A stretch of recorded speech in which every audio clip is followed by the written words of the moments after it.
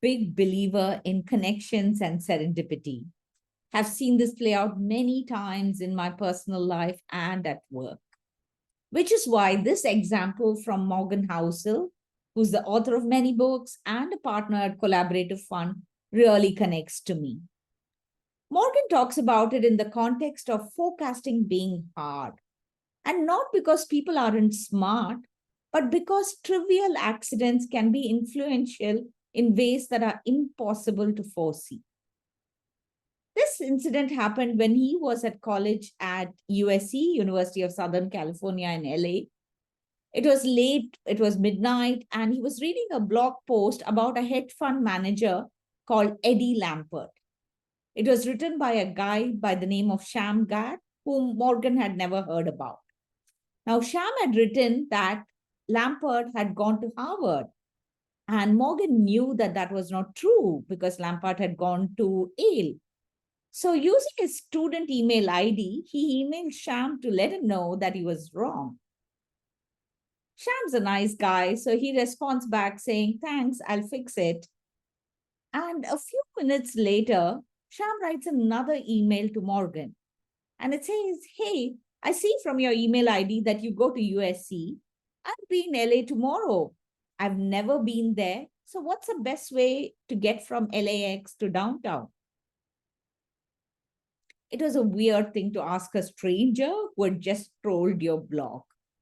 But given that LA is one of the most least transport friendly cities in the world, Morgan responds saying, "It's hard. I can pick you up. Let me know when you get in." Sham says, "Great. I'll see you tomorrow." And the next day, Morgan goes to LAX, picks up Sham, and they stop at Chipotle on the way back. And while they're eating, Sham says, "I haven't booked a hotel yet. Is there anything nearby that you can drop me off at?"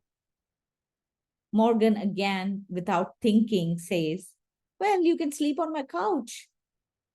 So Sham spends the night in Morgan's couch and next morning gets up and goes about his work. And Morgan and Sham don't stay in touch after that.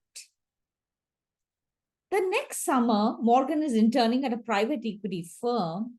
And one day, when the global credit markets were really exploding in 2007, as a preamble to the financial crisis, the firm that he was working at said they couldn't give him a full-time spot after he graduated. He'd have to leave the next month. And that really hurt Morgan because in that economy, finding a job was really difficult. He also needed to complete a project that he was working on. It was around researching logistic companies for that firm. And they were looking at gathering information about a tiny public company called Freight Car America. Morgan searches on Yahoo Finance and doesn't find much, but just one article, which was written by this financial and investment advising company called Motley Fool. And the author of that article was Sham Gadd. So after the gap of 1 year, Morgan emails Sham again, says, "Oh, that's fantastic that you've written this article. I'm looking for this information." Let's chat for a bit. And Morgan says, "I'm looking for a new job and I'm really desperate." So Sham says that Motley Fool is looking for writers and he can put in a good word. And that was it. Morgan became a Motley Fool writer and stayed there for 10 years.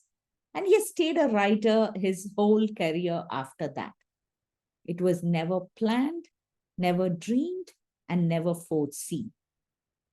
And it only happened because Sham got Eddie Lampert's alma mater wrong, and Morgan needed the job at the very moment that Sham wrote a blog post about a company that he was researching at a job that he was getting laid off at. Maybe you've experienced something like this. The careers that we are in today didn't exist a few years back. And even more so, we don't know what careers will emerge a few years down the line, or, well, even a few months down the line, with all the thing that's going on around AI. What we can work at is to build our skills to deal with these changes and to seize the opportunities.